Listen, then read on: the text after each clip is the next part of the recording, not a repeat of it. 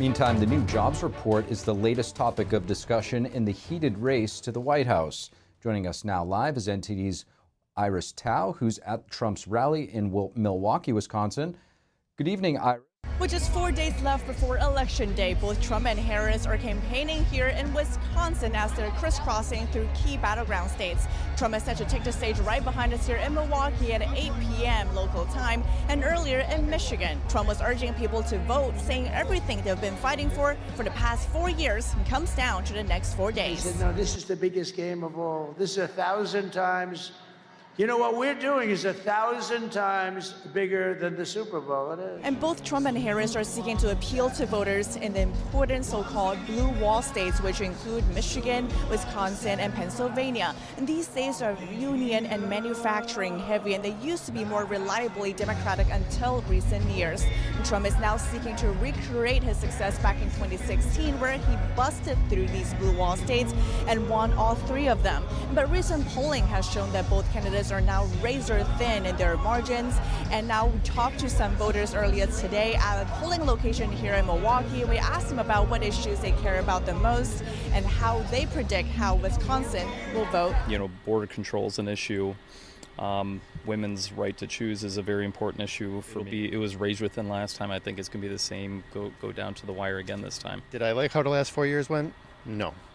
Just in general, so I'm going to vote for a change. I do. I think it's similar to how it was 8 years ago, where the conservative front is a little more stronger than it was 4 years ago. So that's the outcome I'm hoping for.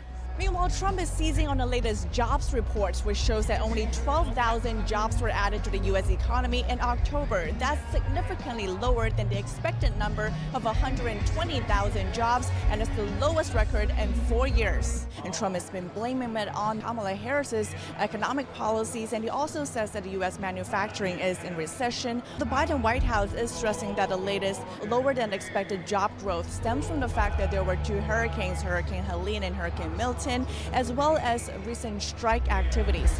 And with just 4 days left before the election, Trump is full steam ahead on the campaign trail, holding 3 rallies on Saturday, 3 rallies on Sunday, and 4 rallies on Monday. Reporting from Milwaukee, Iris Tao, NTD News. Update about the lawsuit against Elon Musk's $1 million giveaways to swing state voters. A federal judge is sending the case back to a Pennsylvania court. The judge ruling today that Musk failed to identify any question of federal law that must be resolved. Philadelphia District Attorney Larry Krasner filed the lawsuit against Musk and his pro-Trump America PAC. The DA argued they're running an illegal lottery scheme to influence voters and asked a judge to stop it. The state-level judge put the lawsuit on hold yesterday because Musk filed a last-minute motion to move it to federal court. The case will now return to a Philadelphia court, but it likely will not be resolved until after Tuesday's election. Vice President Kamala Harris is campaigning in all 7 swing states over the next few days, leading up to Tuesday. She was in Arizona and Nevada yesterday. Today she's in the Midwest, and NTD's Washington correspondent Jack Bradley has the latest on her campaign. Vice President Kamala Harris is campaigning in the battleground state of Wisconsin today. She's making stops in Janesville at a Union Hall, and then Appleton for a Get Out the Vote community event, and then a rally in Milwaukee with the theme, When We Vote, We Win. She'll have many performances at her rally, and rapper Cardi B will be there, but only to give a speech. Now, yesterday, Harris held rallies in the swing states of Arizona and Nevada. In Reno, she promised a better economy. And at the top of my list is bringing down your cost of living. And support for abortion. When Congress passes a bill to restore reproductive freedom nationwide, as President of the United States, I will proudly sign it into law. Harris said her opponent, former President Trump, would institute a national abortion ban if reelected, even though Trump said in recent weeks that he would veto a national abortion ban if it ever reached his desk. But during the rally in Reno, she was interrupted by several pro-Palestinian protesters, leading Harris to say that she's here to fight for democracy. You know what? Let me say something about this.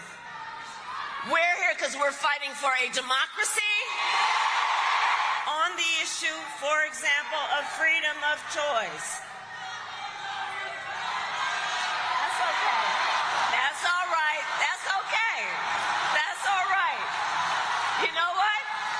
Democracy can be complicated sometimes. Over in Las Vegas yesterday, singer and actress Jennifer Lopez, who has Puerto Rican roots, vouched for Harris. Now, it comes after comedian Tony Hinchcliffe called Puerto Rico a floating isle of garbage during a stand-up routine at Trump's Madison Square Garden rally on Sunday. You can't even spell American without Rican. This is our country too, and we must exercise our right to vote on November 5th. Hinchcliffe has said that his joke was taken out of context and urged people to watch his entire routine, saying he made fun of everyone. Harris's campaign is really trying to stretch this Puerto Rico comment. Now, Harris's running mate, Governor Tim Walz, went as far as calling the comment dangerous at a campaign event in Erie, Pennsylvania yesterday. That was not just unnecessary, it was incredibly hurtful, and quite honestly, in a climate that we're in, can be dangerous. Now, while Harris is in Wisconsin, Walz is holding campaign events in Detroit and Traverse City, Michigan today, urging voters to get the vote out early and for the Democratic ticket up and down the ballot. Reporting from Washington, D.C., Jack Bradley, NTD News. With Election Day just a few days away, how many people out there are still undecided? NTD's Sam Wong went out to the National Mall to try to find out.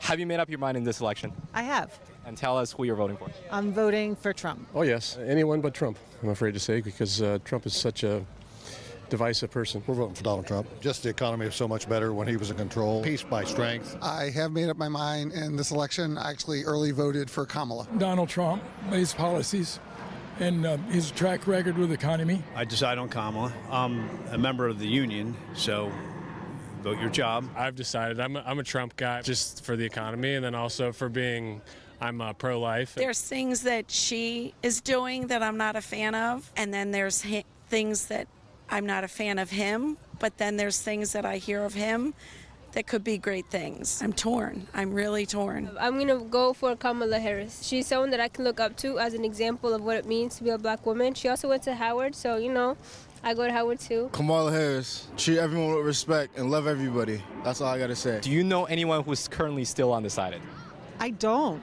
I think everybody has made up their mind. Of my peer group, no. I'd say the vast majority of them have either voted or have planned to vote with a specific candidate in mind. No, everybody knows is pretty set. It's a very divisive choice, one way or the other. There's not much in the middle. My father and some of my friends, I'm pretty sure. Some of them just don't care, and some do. So that's care to vote, or care to vote. Honestly, yeah, they don't really care as long as the country's alive and not going to war. My brother might be, but he voted for Joe Biden last time, and I think he's maybe going to vote for Trump this time. Most people that I know are voting for Trump. And why do you think that is? They're wealthy, business owners. Yeah, I think a lot of people in our age are probably undecided, but or just don't care to vote. They feel like it doesn't matter. Everybody I know, my circle of friends, they all vote. And what's driving the turnout, you think? I think there's a lot of unhappiness about the economy, the border wall, the general direction of the country.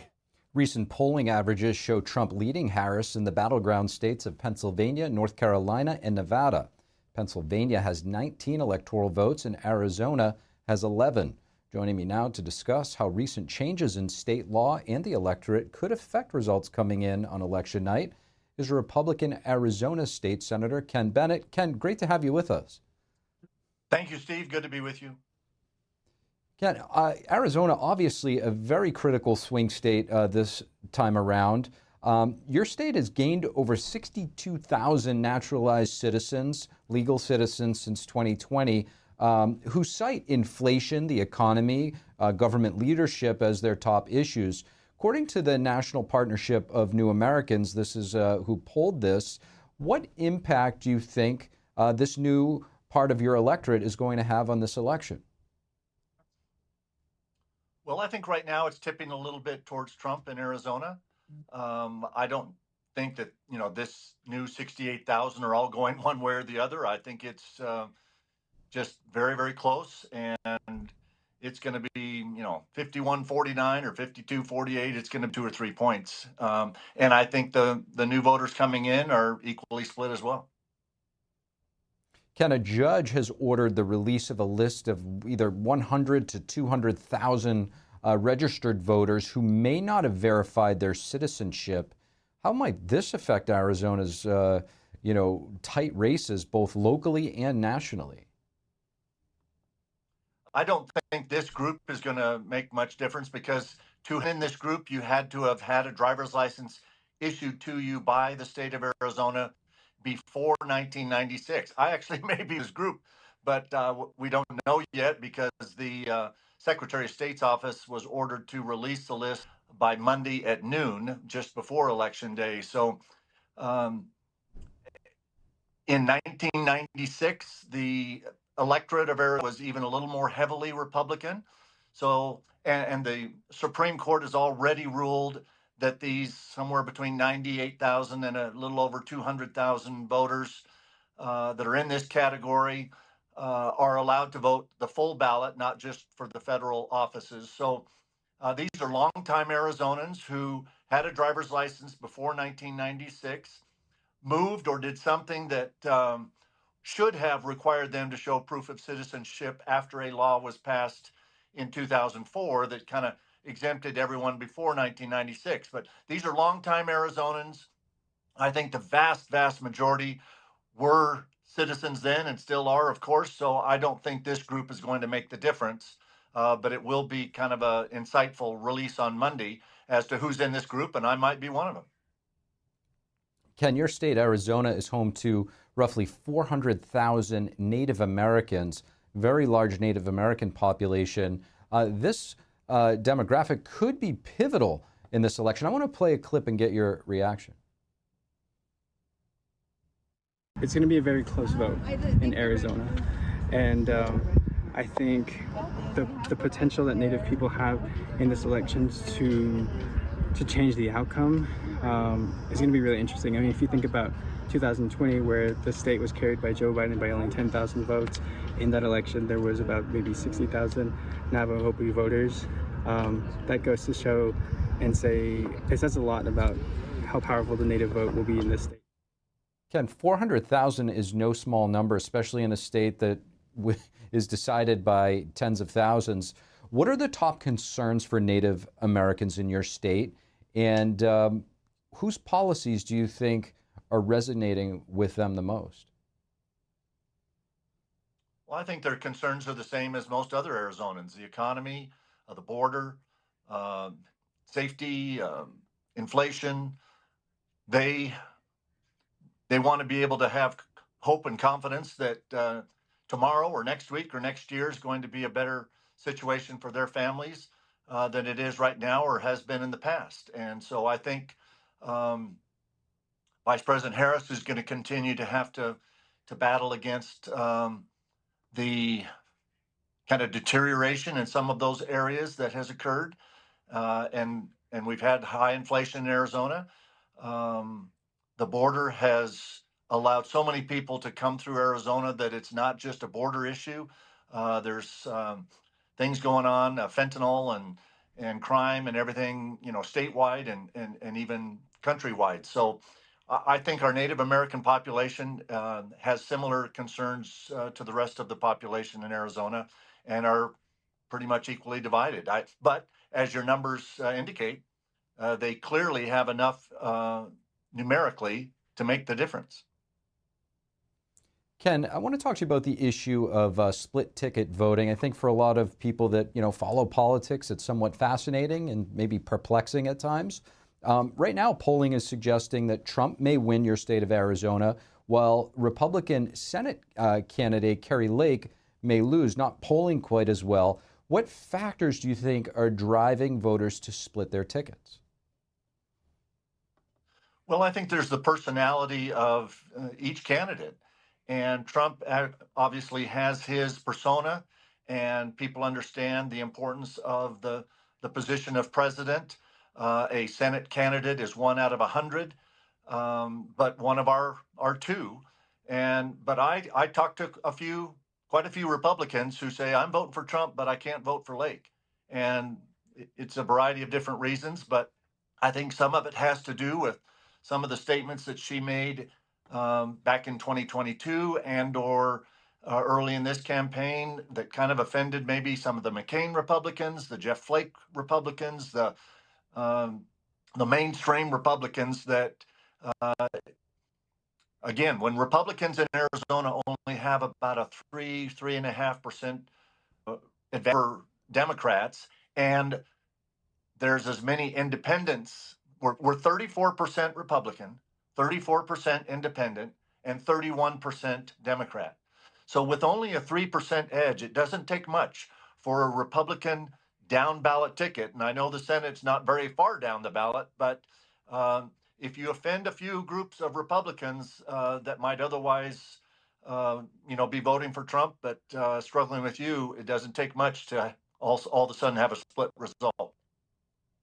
Now, Senator Bennett, the issue of election integrity is very important to pretty much anybody that you talk to. Everybody has a different perception of what that actually means. There's a new state law in Arizona that's expected to delay results from Maricopa County's polling locations. Can you explain this law and why Republicans supported it? And will it fuel concerns over election integrity? Well, I'm not sure which law you're talking about. We passed some laws in the legislature the last two sessions, the last 2 years, to try to speed up the process. And I'm pleased that President Trump is now talking about encouraging his voters to vote early, either by mail or in person. The biggest thing that holds up Arizona results is voters who received their ballot sent to them by mail, but don't return it to the counties on Friday before the election, today. And so if they drop those ballots off at the polls on election day, they're dropping them off in the envelopes where their signature is hidden underneath the seal or the flap. And those ballots don't even get processed for another day or two when the county can open them up, check the signatures, and process the valid ones. In 2022, just the county of Maricopa, which is about over 60% of the state, the Phoenix area, they had 400,000 mail-in ballots that were dropped off by voters at the polls on election day, which meant that they weren't even able to begin addressing those ballots until Wednesday morning and probably get them into the system on Thursday or Friday. So hopefully with Trump now saying this time, vote early, instead of 2 years or 4 years ago, he was saying, don't vote early and vote at the polls. Hopefully we'll have fewer of those ballots dropped off at the polls and we'll get some results a little quicker. Arizona State but Senator we get the results that we get the results as quick as most other states, but because our margins are so tight, they can announce the results of these high-profile elections in Florida because the Republicans are winning by 10, 15 points. In Arizona, when you're only winning by 1/10%, it delays the vote more than anything else. Just a quick follow-up, Senator. Do you fear, though, that the United States at large, by normalizing these delayed election results, while other countries like India, I think they have 500 million voters, same-day results, France, same-day results, Taiwan, that these are, kind of chewing away at the, confidence in our election system? Unfortunately, it does have that effect, I think, but it's driven, for example, in Arizona, if somebody's their mail-in signature doesn't, they've aged over the years and it's finally different than what their voter registration document showed 30, 40 years ago. We have a 5-day cure period where any differences in their address or signature, the voter has to be contacted by the election department and given 5 days to come in and cure that. And again, when you have elections that are so evenly divided in Arizona, the race in 2020 was divided by just a little over 10,000 votes out of, I think, 3.4 million. And so when you have races that are being decided by so few votes, it's easy to have even 5, 10, 20, 50,000 of these ballots that have to be cured over that 5-day period. And when the races are that close, you can't really announce them until you've gone through every ballot. If Trump or Harris wins Arizona by 5, 8, 10%, like they do in other red and blue states, we'll get Arizona results as quick as any other state. But what's driving the delay in Arizona is that we're so tight that the difference between the candidates is larger than it's much smaller than the number of ballots that still have to be counted and cured. I see your point. You're saying that it's because of that, it is too close to call early like the other states may be doing. Arizona State Senator Correct. Ken Bennett, appreciate you sharing your perspective with us.